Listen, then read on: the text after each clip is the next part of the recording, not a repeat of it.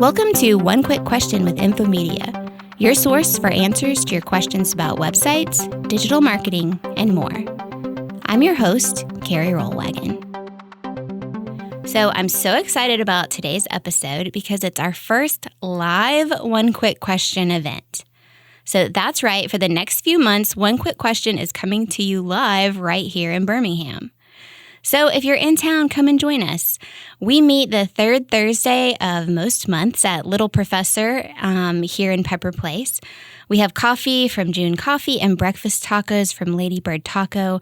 And not only do we do a deep dive into each topic, like even more than we usually do on the quick episodes of One Quick Question, but you also have a chance to ask your questions of the speaker after we record. So our May live event will feature our creative director, Caleb Chansey. He's going to be talking about Squarespace, when it works, and how to know when it's time to move on. So grab your free ticket at infomedia.com, on our blog, or find us on social media. Really, wherever you find Infomedia, you'll find information and a link to grab your ticket. But today we have the pleasure of hearing from Pam Sanderson. So Pam's already done a quick episode with us on Google's new EEAT guidelines, but today she really dives in. So she's giving you all the details plus tons of practical advice for making the new rules work for you and your business. The live audience really loved this one, and I hope that you will too. So here's Pam. Thank you. Thank you, Carrie, for that introduction. As she mentioned, I'm Pamela Sanderson. I'm the Director of Account Development, and my job at Infomedia is to work with our existing clients to make sure that they're getting the most out of their investment with us, or even if they didn't build with us, if we're just supporting them, that they're getting the most out of that website that they have. So today's talk, the title gives it away. Google has changed. Again. So May of 2022, Google released the first big update, a core update of the year for 2022. And it was arguably one of the biggest updates they'd made in terms of content and SEO, or search engine optimization, that they'd made in a couple of years. So Google makes updates all the time. What made this one different? This was more than just adjusting the algorithm, which again, they do all the time. This update included major changes to the way that Google looks at your content. So your content are your words on the page. It's indexable content by Google's little bots. This is not content that's embedded in an image. This isn't necessarily images or videos or anything like that. This is just actual text on the page. Now, it's not to say that those elements of your site aren't important. They absolutely are. But that's kind of what we're talking about today when I say content is the text on the page. And with Google, content is king. So big changes to the way that Google looks at that content can have a very big impact on your site. So why should you care? Well, Google has about 90% of all the world's search queries. When we search for something on the web, we say, let me Google that. So when you're needing someone to find what you do or a product you sell, you want to be in the top of those search results. You need them to find you and trust that you're the right company for the job. And when we look at organic traffic, so for instance, Infomedia's organic traffic. So that's when I look at analytics, that's all of the search traffic that's coming to our website. When I look at that, 98% of it is Google. That means Yahoo and Bing combined have less than 2% of our search traffic. That is huge. And I see that. I work with about 500 different clients. I see that across the board. Google is massive in terms of the search traffic coming to your site. So when they make big changes, we need to take notice and pay attention. So why did they make these changes? Again, they make changes all the time. What made these so important? The biggest thing is this is their way of addressing AI-generated content. So what is AI-generated content? It's machine-generated content based on a user prompt. So for example, this is ChatGPT. And as you can see here, I write a silly little prompt, write a poem about web development, and boom, there it goes. It's instant. It can write content, anything you give, and the more detailed the prompt, the more detailed the content, and it gives it to you. This is free. Anybody can use this. You create a little account and go for it. So in the past, content had to be written by a human. If you didn't have the time, the expertise, or the interest to write it, you just didn't have new content on your website. You had to pay someone to do it, or you just went without, and that affected your search rankings. And now, anybody can go write content. Sounds great, right? What's the catch? AI-generated content is not a replacement for well thought out, well-researched content on your website, and Google wants to get ahead of that. They want to get ahead of this influx of just tons and tons of content about to be thrown onto the web. So what made them change it? Or what changes did they make to address it? So the first is they started talking, so in the past, if you've worked with me, I've probably told you, hey, you need to be posting content frequently. It's about consistency. It's about every month you've got new pages, new blog posts getting added to your site. And that's kind of the way Google's been for years. Now they're saying it's not really so much about frequency anymore. It's not that they don't care about how much you post, and I'll talk a little bit about that, but it's about the quantity or the quality of your work versus the quantity. They would rather you have one really nice, well-researched, long-form blog post than 4 or 5 mediocre, 250-word surface-level blog posts. They want better, high-quality content. So Google knows that users prefer to read content that is interesting, informative, and well thought out by a trusted source with expertise. That's important. They don't want to incentivize websites to push out dozens of generic articles. Now it's easy. So part of this should be a little freeing, okay? We don't have to keep up that consistency anymore. You and I, we've all probably heard this, like, I haven't posted this month, I've got to get on that. We don't have to worry about that so much. But what we do need to do is to make sure that when we write, that we're doing things that show that we're different from that robot-generated content. And that isn't to say that AI isn't useful. It has its time and its place, and it can be a great starting point. We've all been there where we have that white screen of death, and we have no words that we need. We know we need to write something, we just can't get the words on the page. So AI can be a starting point. Give me 200 words on web development, or give me 200 words on whatever the topic is, and it's going to spit it out for you. But that doesn't mean that you can just take that and throw that on your website. It's a starting point, it's a tool, it's not the end result. So if I'm a lawn care company in Birmingham, and there are tons of them, and I use AI content to say I'm the best lawn care company in Birmingham. Well, what's to stop every other lawn care company in Birmingham to use that same prompt and put that same content? AI-generated content has leveled the playing field. People don't have to pay or spend a lot of money to put on just tons of content. So what's going to set you apart from everybody at what everybody else is doing? It's high-quality, informative content with your expertise, with your experience. Bottom line, there isn't a shortcut. Google prefers high quality content because that's what your readers prefer. So what does it mean to have high quality content? Well, to answer that, we have to look at Google's Quality Rater Guidelines. They have these guidelines to tell you, here's what we see as high quality content.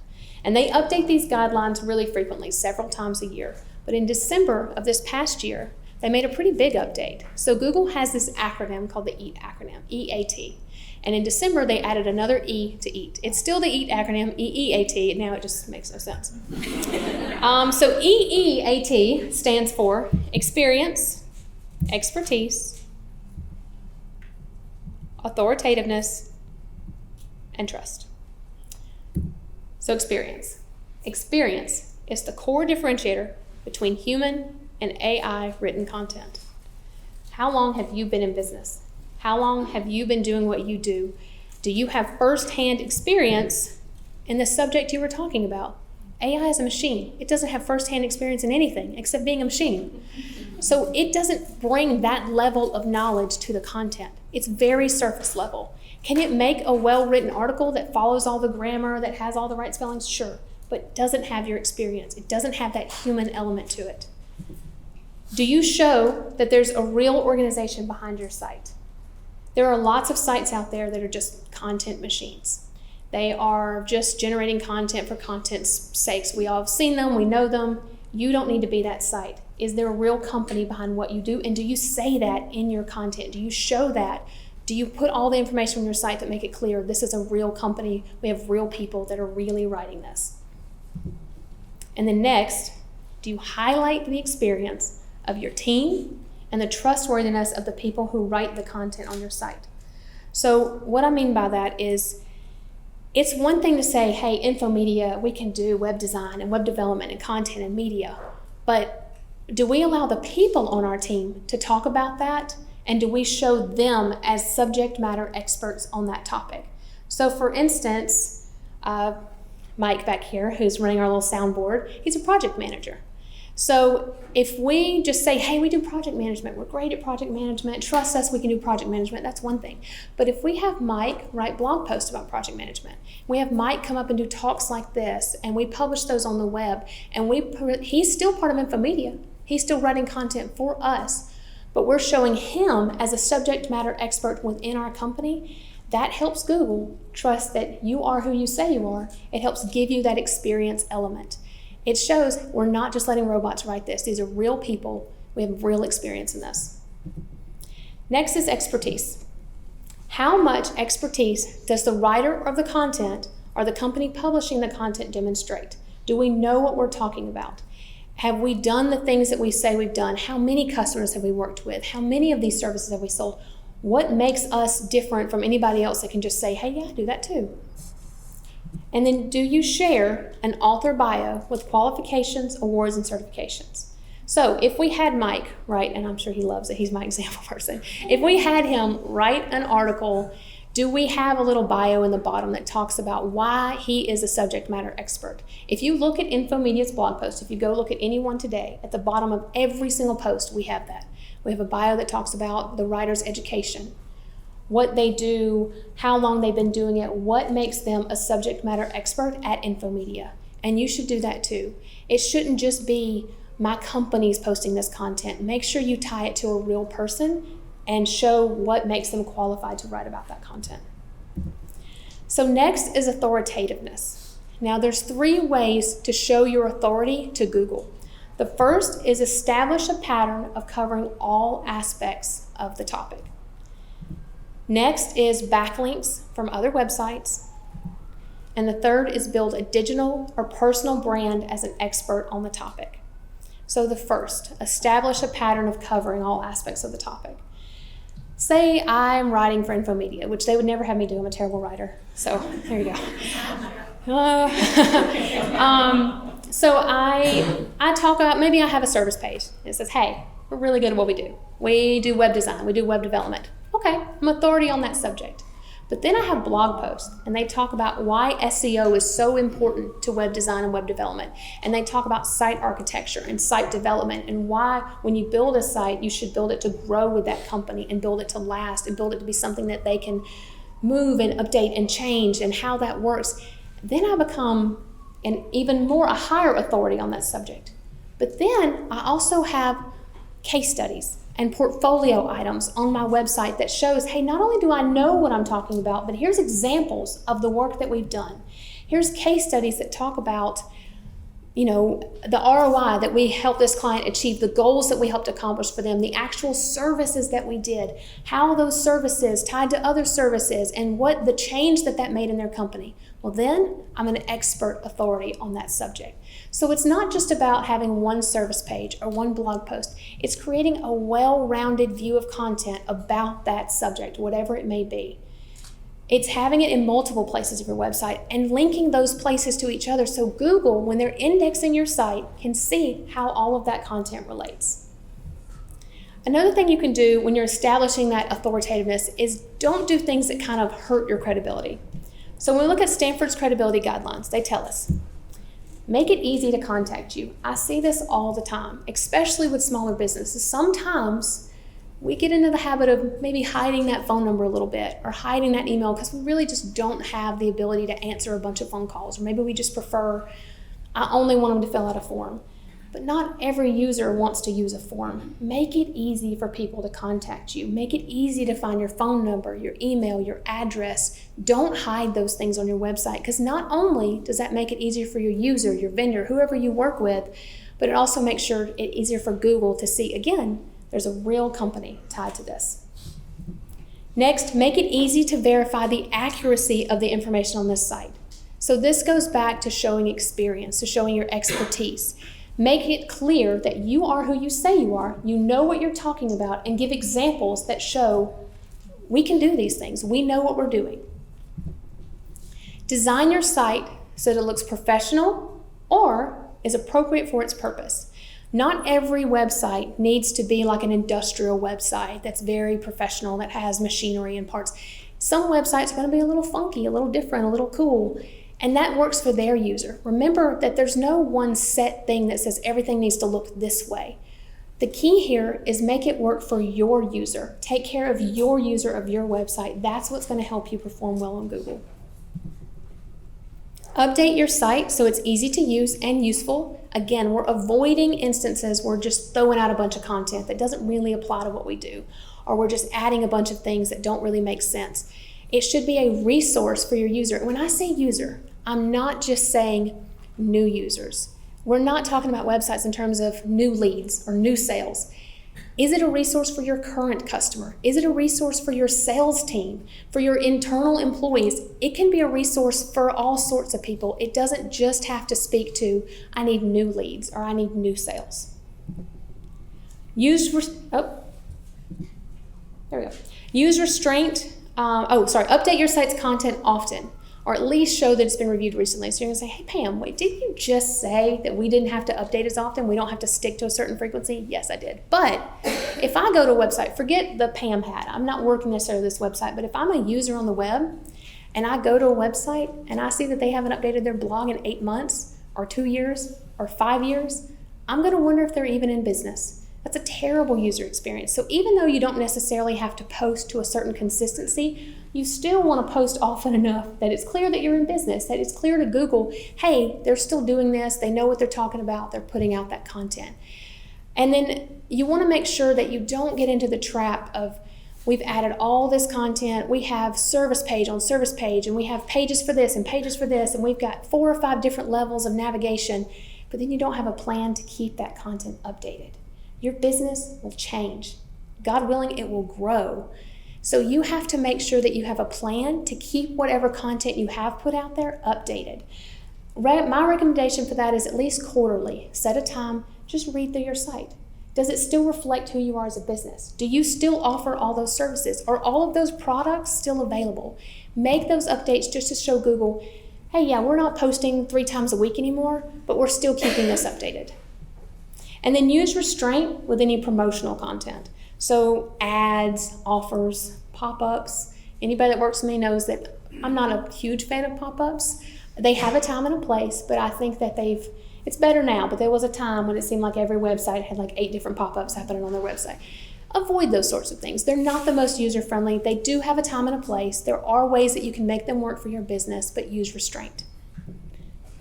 And then finally, avoid content errors of all types, no matter how small. So this can be a little hard to do, but you should edit your content. Make sure that you fix any grammar errors, spelling issues, links that don't work out right. Read your content. Have someone else read your content. Have someone else test those links. Let other people look at it to ensure that everything links up the way that it should, that everything reads the way that it should.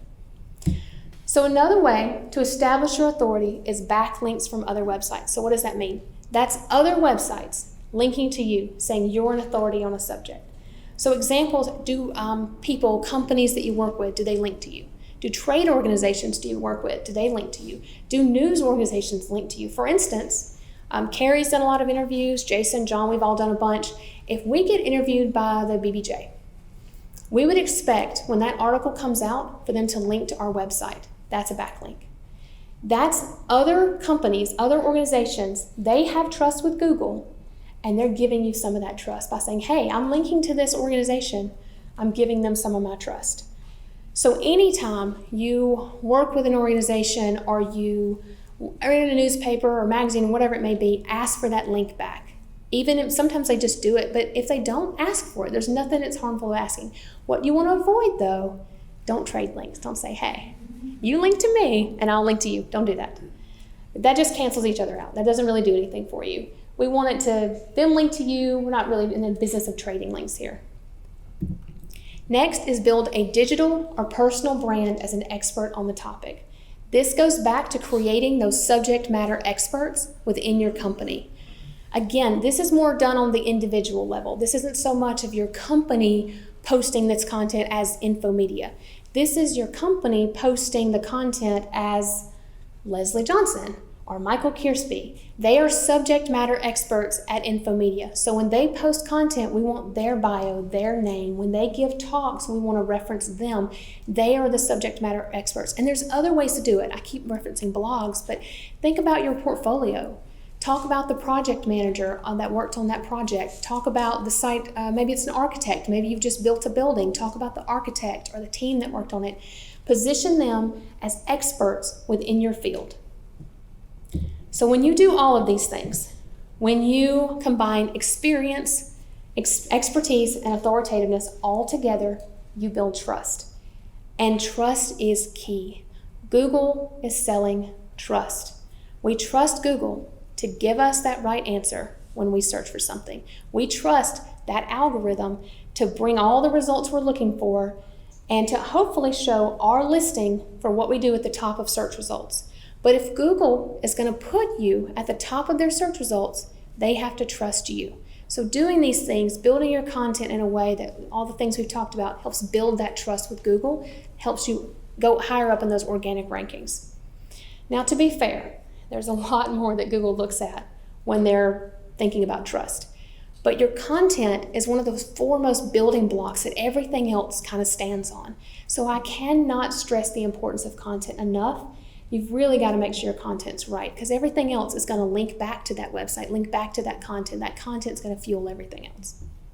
Okay, so you're like, hey, Pam, I get it. Google wants content. I know what they're looking for. What's next?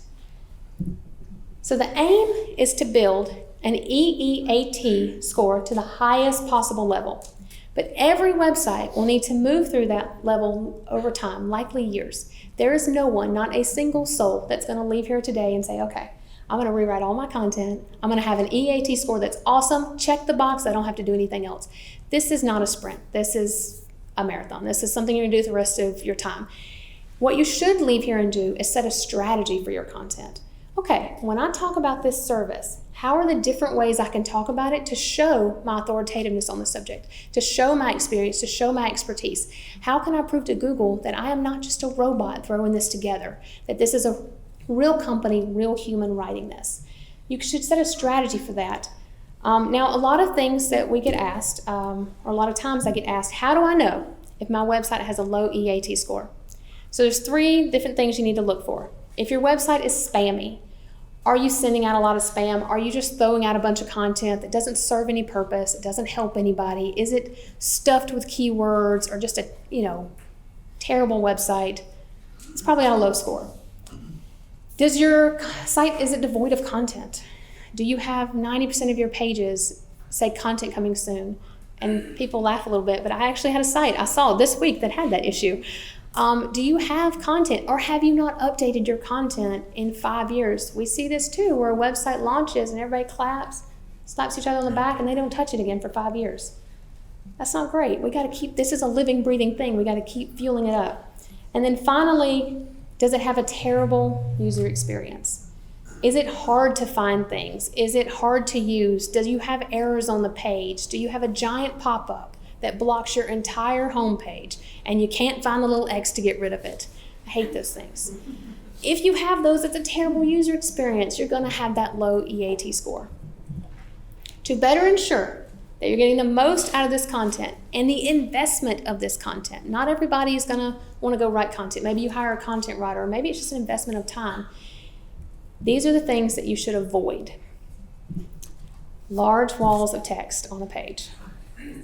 It's one of my biggest pet peeves. What I'm talking about is when you go to a page and you get to the page and it's just text. No breaks, no bullets, no images breaking it up. It's just a text. If your website reads like a novel, or it looks like a 5th grader's essay on the science of whatever, you're doing something wrong. You should break up that content.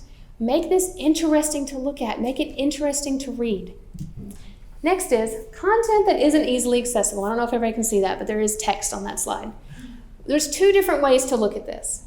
Is your content accessible in terms of, is it easy to find? Is it hard to get to your blog? Is your navigation one giant mega menu after another that's impossible to get through? Is your content organized? It should be easy to find what we're looking for on your website. Don't make people hunt for things. Don't make them search for things. Don't hide things and say, hey, if I hide this on the 4th level of my navigation, they'll spend more time on my website because they're hunting for it. No, don't do that. Make it easy to find things. The other way to look at this with accessibility is, can I see it? I can't read that. Do we have light text on a light background? Do we have dark text on a dark background? Do we have text over an image and the image is so cluttered with such a crazy background that it's impossible to read the text there? Is it accessible in terms of color, in terms of if I'm using a sight reader? Maybe you and I can read that, but somebody who's visually impaired or is colorblind, they're not going to see that. Can they see it? Do we have things set up on our site that is visually accessible to just everybody? Next is content that's copied from another source. So everybody knows we don't plagiarize. But typically, what we see here is not necessarily I went and stole someone's content. I mean, every now and then you see that. That's pretty rare. Typically, you've been given permission to use the content. You shouldn't. There's 2 big things we see.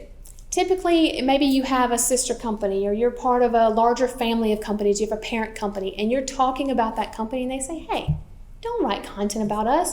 Just copy what we have on our website and put it on yours. Don't do that. That's duplicate content. You want to have unique content on your website.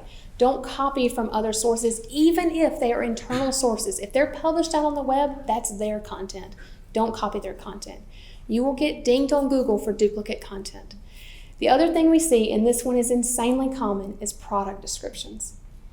Say you're working with a new manufacturer and you're going to sell their line of products, and they say, hey, you ain't got to write product descriptions. Just use our product descriptions.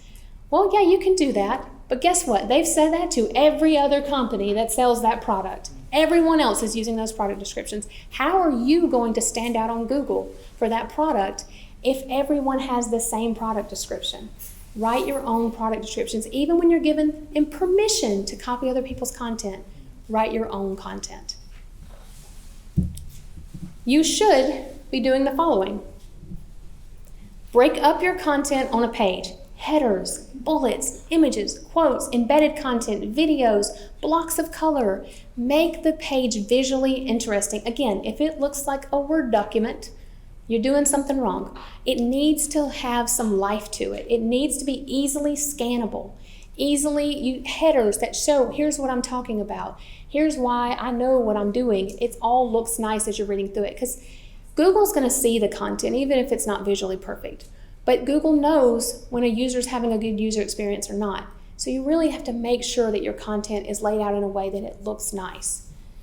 Next is use original content that isn't recycled from other sources. In the interest of not plagiarizing, maybe we take content from another website, we change a few things, we switch around a paragraph and we call it ours. Don't do that. You can be inspired by other content, but make it your own. Add in your experience, your expertise, make it your own content. All pages and posts should ideally be 1,000 words, but 500 is minimum. If you've worked in the past, you've heard me say the 250 words. This has gone up. Remember, we're looking for less overall posts maybe, but higher, longer form content, more words. Now, am I gonna come chase after you if you do a post that's 450 words? No. No one can do it. Sometimes it doesn't make sense, especially like product descriptions or pages like that. You're not going to have 500 words to say on a subject, and that's okay. But when you do have content that would make sense to be long-form content, take the time to make it long-form content. It's only going to help you. And next, if you are using AI-generated content, do not publish it without heavy review and editing. Again, it's a tool, not a replacement for human-generated content. So in conclusion, Google's changed. And they will again, and again, and again. In fact, just this week, I read an article about Google's going to be making some massive algorithm changes to further address the rise of AI-generated content. Again, they make changes all the time. They're going to keep making changes. And sometimes that can be overwhelming because you're like, wait, now I don't know when they're making changes and what that means for me. But that's why you have us. We do these talks. We have our podcast. If you're a client of ours, you can meet with me anytime and I can answer any questions you have. So when in doubt, please use the content we put out there. If you're not part of our newsletter or if you don't follow our blog, I highly recommend it. We've been posting a lot about this particular subject lately. It's a really, really great resource and a free resource. All right, and that is, one last thing. So, if you leave with anything, I remember I said not everybody can do everything Google wants them to do. Don't try and trick Google. Take care of your users, give them a positive experience, and let your website be a resource for them, and your rankings on Google will reflect that. No one can do every little thing that Google asks us to do. But as long as you're following these things, you're going to give a good experience. All right, there you go. All right, anybody have any questions? Thank you. One quick question is brought to you by Infomedia. Infomedia is a web service company, and that means we can do whatever you need done for your website, whether that's writing copy, shooting video, incorporating digital marketing, or even redesigning your whole site. To meet with us, just send an email with your web address and what you're looking for to quickquestion@infomedia.com, and we'll set you up with the right person to talk to. One Quick Question is developed and hosted by me, Carrie Rollwagon. You can find show notes, including links to what we talk about on the podcast today, and a link to our next live event at infomedia.com/quickquestion. Our producer is Elena Harmon. Our theme music and sound engineering are by Brad Davis, and our guest experts are our incredible staff here at Infomedia. If you need website support, marketing advice, or you're interested in building a new website, give us a call at 205-823-4440 or email quickquestion@infomedia.com. And we like to leave you with this thought. A real expert helps to clarify, not confuse.